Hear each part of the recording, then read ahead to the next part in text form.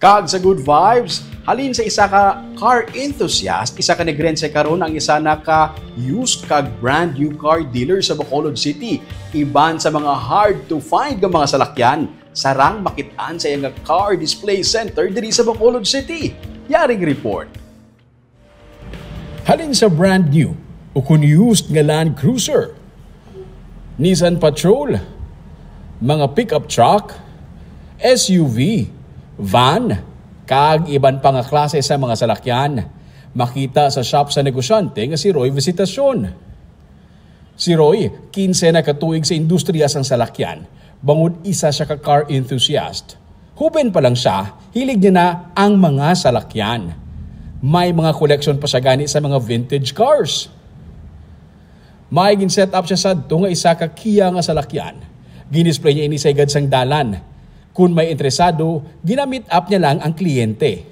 Kia CD5, inablang gamay. Oo, tapos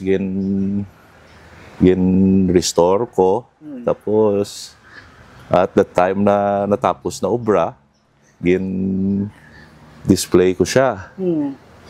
Sa una, display ko sa kilidalan. Okay. Na dumduman ko gina.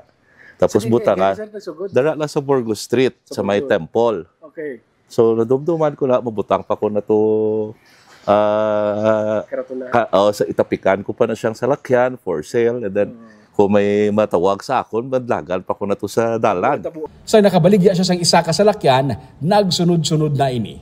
Nangin-bridge pa siya sa mga nagabaligya sa salakyan, sa mga nagapangita sa salakyan nga mga kilala niya. Tub-tub nga nakakuha na siya sang iya kaugalingon nga pwesto para mag-display sa salakyan.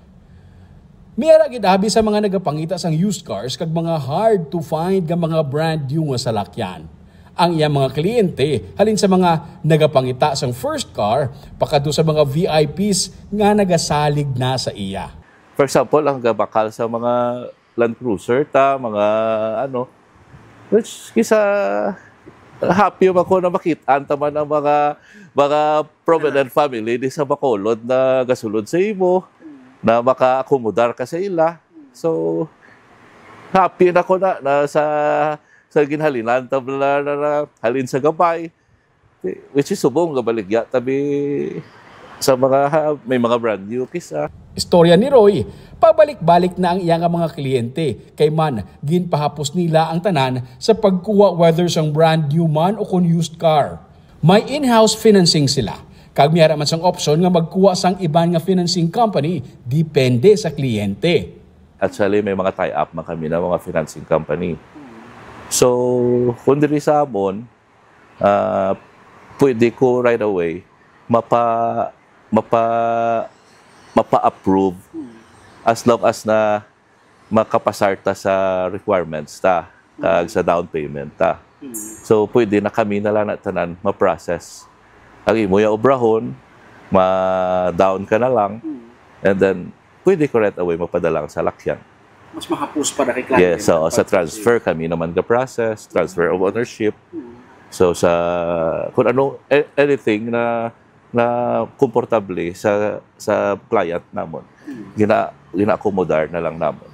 Advice niya sa mga nagapangita sang used o kon pre-owned vehicle, mas maayo kung maistorya mo personal ang mismo nga tag-iya sang salakyan para mahibaluan ang history sini. Tandaan, hindi tanan nga barato, okay. Kung tama ka barato, makaduluda. Kung mahal, hibalua anay ang rason.